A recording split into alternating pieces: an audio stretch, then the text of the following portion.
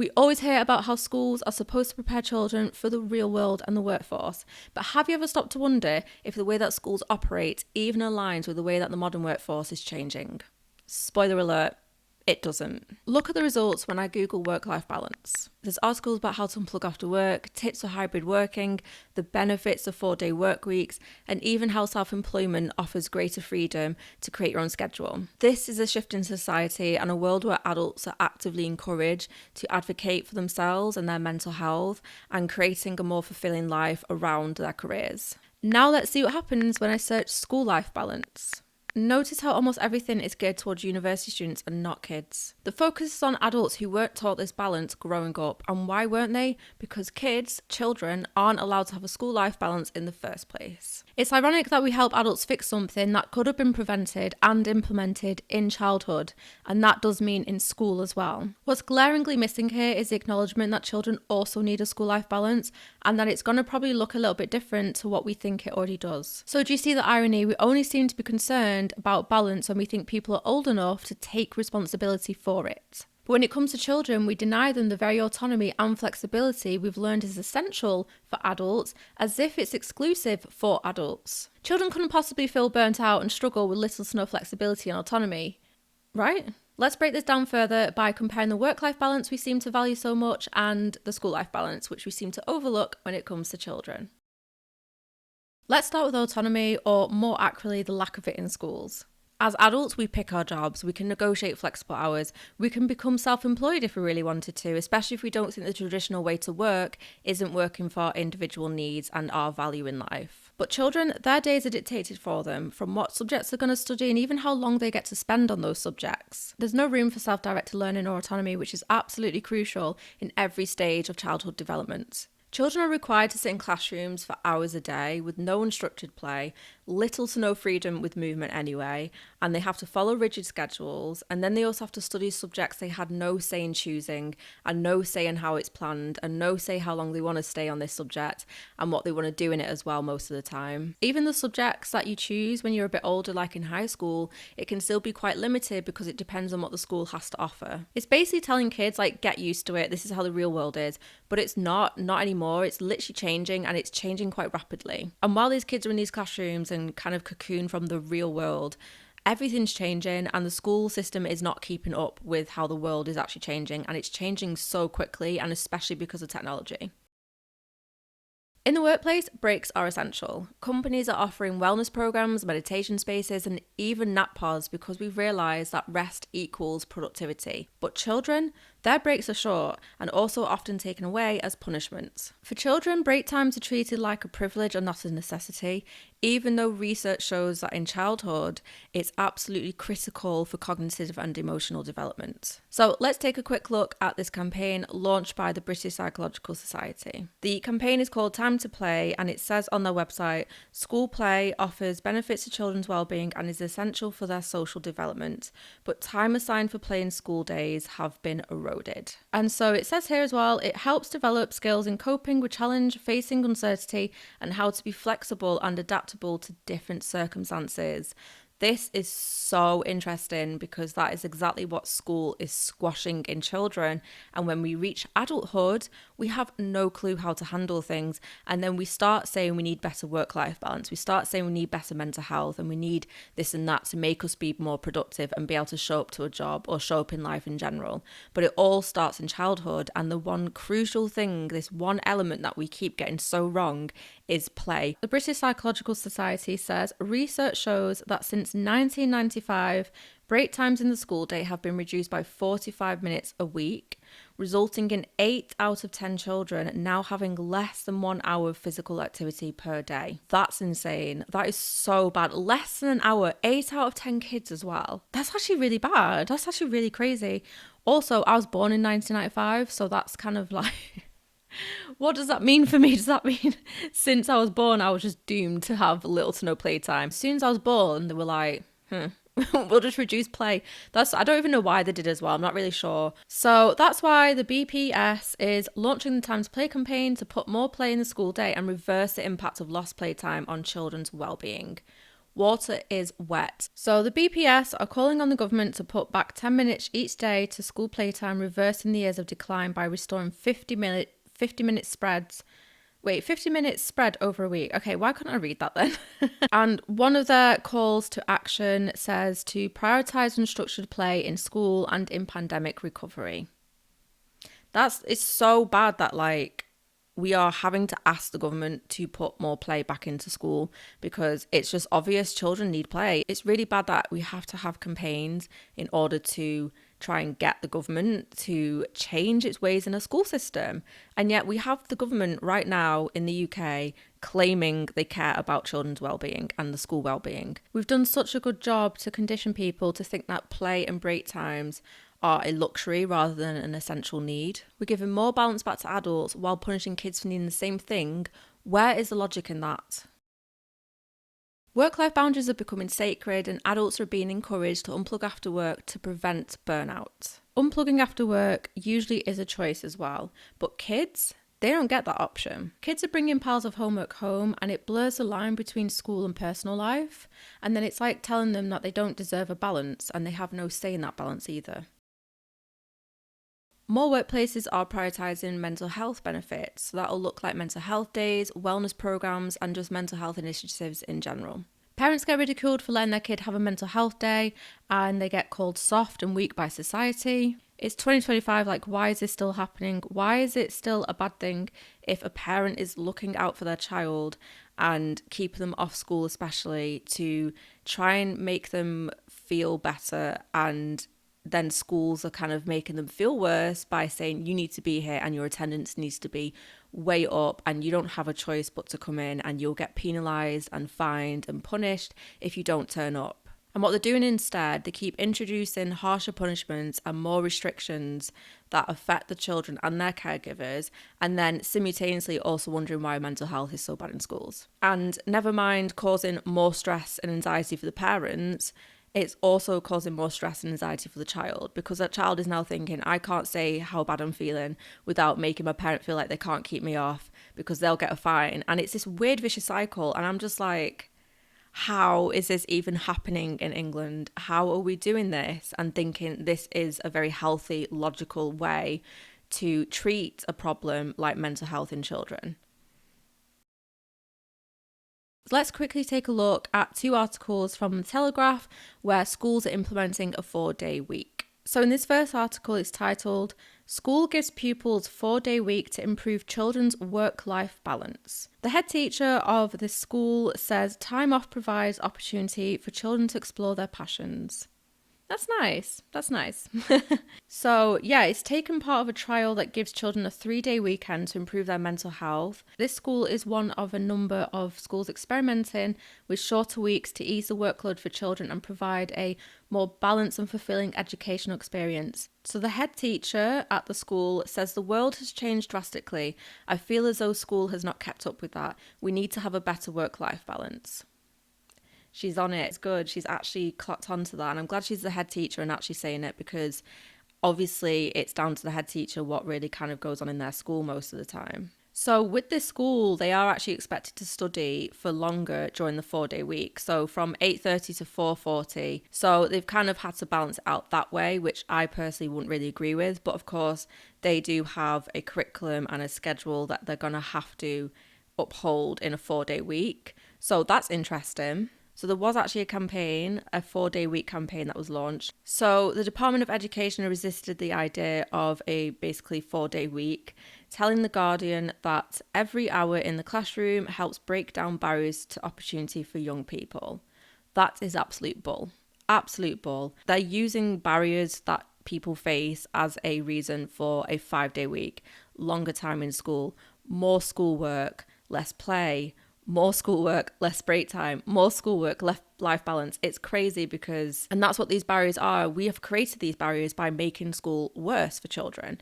If school was a little bit easier and more flexible, there would be less barriers, and then you wouldn't have to be saying that and resisting the idea of a 4-day week or less time in school or more flexibility in school. So the first comment that I can see on this says, great idea, let children be children, and a reduction in fees, I would imagine.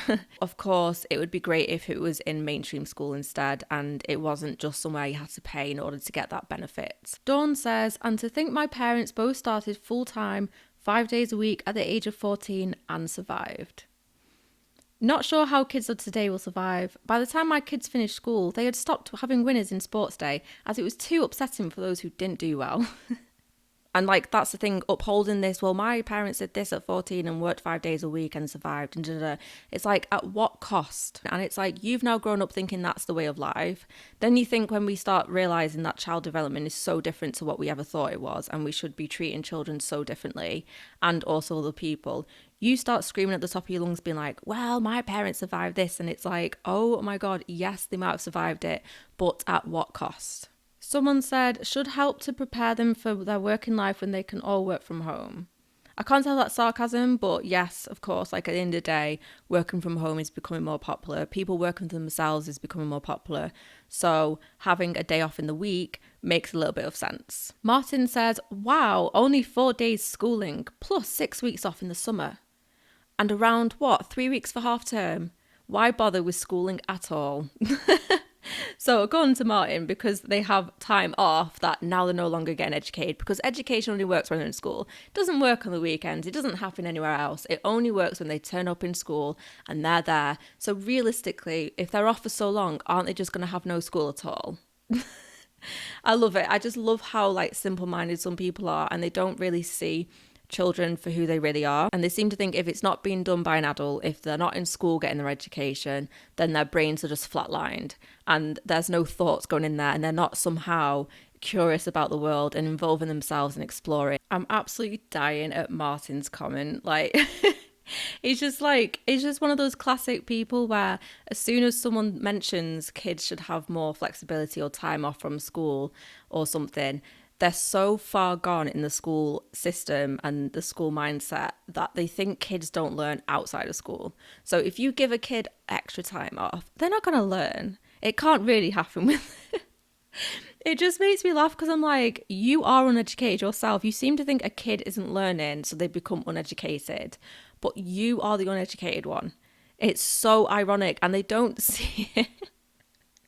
I'm sorry, it just makes me laugh because I'm like, why do you think a kid is not learning? And I feel like you only think that because they themselves believe they only learn in school. So we see less kids being very curious with the world around them and their environment. Kids soak up information like crazy. They are meant to be curious. They are just naturally curious. So when we put them in school so much, when they're outside of school, we don't think they learn outside of school, because they're not bothered about anything outside of school to learn. But when we give them less structure like that and we give them more freedom, they end up being way more curious. It's also just the fact that he's gone from, oh, wow, so extra 1 day a week, more time off. Why bother with school then? Why even bother? It's just such like it's like a tantrum almost. It's like literally, I hate people who exaggerate where you say one thing and they go, oh, well, I'll just not do this then. And it's like, no, you can, both things can still coexist. And it's insane because it goes to show that someone like Martin is so behind in the times that he doesn't recognize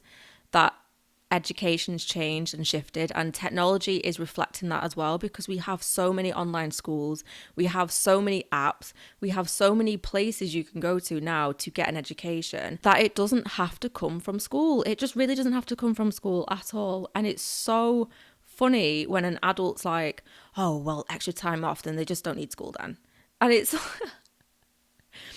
oh, I just love it. I love people like that. Of course, someone has to bring gender into this. Ian says, in my experience, more days off means more screen time and gaming for boys. I can't comment on girls. Someone replied to that, for girls, it means entire days with a phone. Oh, gosh. Like, I just can't. I don't understand what is going on here. Like, The reason as well, I could talk about this for days, but I think the reason why so many of us think kids will want to be on the screen more or play games more when they're not in school is because they are spending so much time in school. So when they get their time off, they naturally want to go towards things, they want to gravitate towards things that will make their brains feel relaxed. We are human, we are supposed to be playful, we are supposed to be resting and regaining our energy and stuff to want to do something we're interested in. What the school system's done to children has crushed this love for lifelong learning. So when a child is no longer in school for a day or two, we might think, why are they on the screen all the time? Why do they just want to play all the time? And it's simply because the ratio is not ratioing. They're in school so much that their brains naturally want to play. Like, I'm not really sure not really sure where they've come to that conclusion. It's mean to have that conclusion. I'm not denying there's a massive thing about screen time right now. Of course, we need to find balance in that, but give children some grace. If they are in school almost 5 days a week, it makes sense that on their 3-day weekend, they need time to just rest. That's all it means. There's nothing wrong with that. And it goes to show how much burnout we make people get because we think if they have an extra day off, it's bad because all they want to do is be on the screen. They just want to play games. And it's like, why can't they? Why can't they find balance in that? The second article is titled, "The 4-day working week is coming for our schools." Why does it make it sound like it's something aggressive and like destructive or something? So a number of schools are already experimenting with their timetables, but at what cost to pupils and parents? Good question. It is a good question. So the Community Schools Trust in East London has a teacher recruitment package that leaves the competition in the shade. Not only is there free gym membership, an employee counselling service, and break time cakes in the staff rooms. Sounds good. But the trust gives teachers and pupils Friday afternoons off too. Sign me up. And now campaigners are pushing for greater and more widespread reforms to the school week. In an era where teacher shortages are an endemic, while working from home is seen as a right and hard work considered detrimental to well-being, less is being promoted as more. It says on this image, underneath this image, many overseas schools operate a shorter working week. Reimagining learning blueprints for a shorter school week in Britain argues that teachers are in the grip of a dramatic lack of work-life balance and regularly working more than 50 hours a week, leading to mental health problems, high turnover rates and broken schools. It proposes offering teachers a day off a week or fortnight by employing more staff to cover lessons over a normal 5-day working week. That's really interesting. See, I personally think that we need more teachers or adults, like guides, in a classroom anyway for the ratio of children. And it actually would make sense. That does make sense. We've never thought about that. Like having teachers off and then someone else steps in to cover that. And it kind of creates like a community, doesn't it? And that's how I'm seeing it. I'm seeing it as a shared community thing because raising children and like nourishing and education for children should be a shared experience. It shouldn't be a one person and that's it and then it's shut off from the rest of the world. It should be kind of like integrated with everything. So more controversially, this could include a shorter week for pupils too.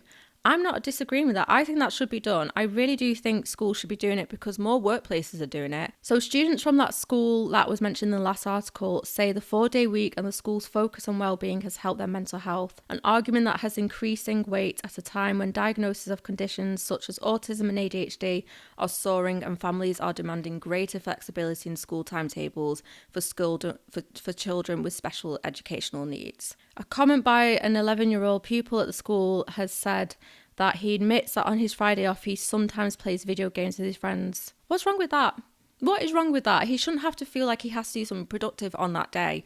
Over time, if we had this in since they were very young, over time, they would start realising, hey, on this extra day off, I should be doing this instead. It comes with the time. This is so new. It's not like everyone's going to jump into this day being like, I'm going to be really productive.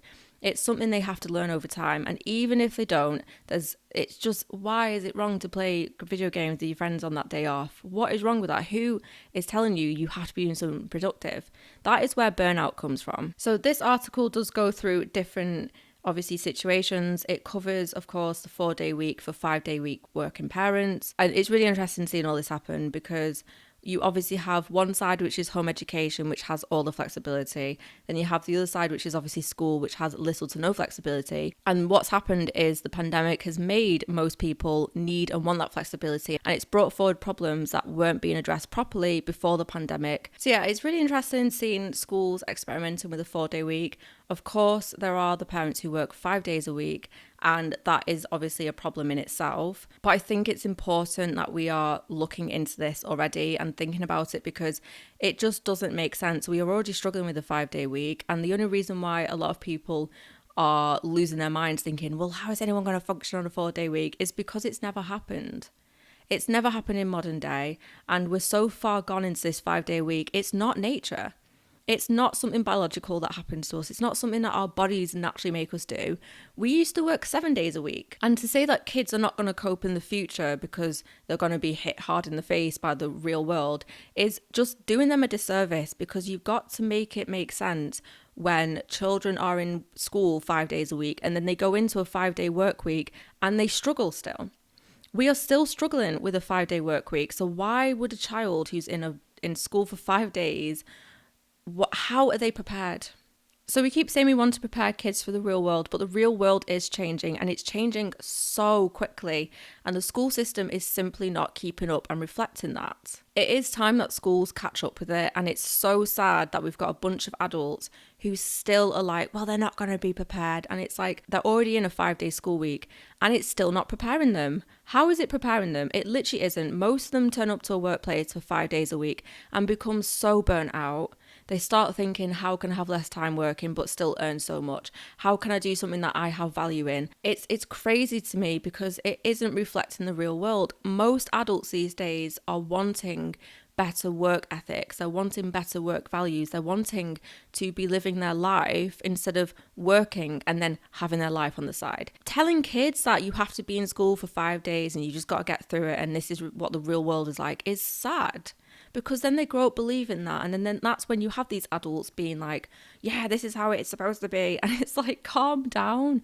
Just calm down and take a few deep breaths and just, oh my God, just look at the world and just think, how is it this chaotic and how have we got such bad mental health? It's not because of 4-day work weeks and school weeks. It's not because kids are having more time off and adults are having more time off. It's because of the current status quo that we have. The current work weeks, the current 5 days a week, the current 9 to 5, that's what's causing all these issues. According to the British Council, it is estimated that 65% of children entering primary schools today will work in jobs and functions that don't currently exist. While this may confuse some, it is clear that careers of the future will require a different type of education and training than what we typically see today. Careers of the future will not just be limited to those with a specific set of skills or knowledge, they will also involve creativity and critical thinking. That's such a key thing to just understand, and that's what schools are very much so lacking in. They are not helping kids think critically. They're definitely not helping a lot of kids be creative. All they're doing is just recycling information. They just know how to survive and cope in school for the school system. They just know what the school system wants from them. They don't actually think outside of that. If we truly want children to thrive, we need to stop clinging on to outdated systems and give them the respect, freedom and support they deserve. After all, isn't that what we want for ourselves as adults? So what do you think? Do you think schools need to adapt to reflect modern work-life balance? Let me know in the comments. And also don't forget to give this video a thumbs up if you enjoyed it today. And also don't forget to subscribe to my channel if you haven't already, and turn on that notification bell so you're always reminded every time I upload new content.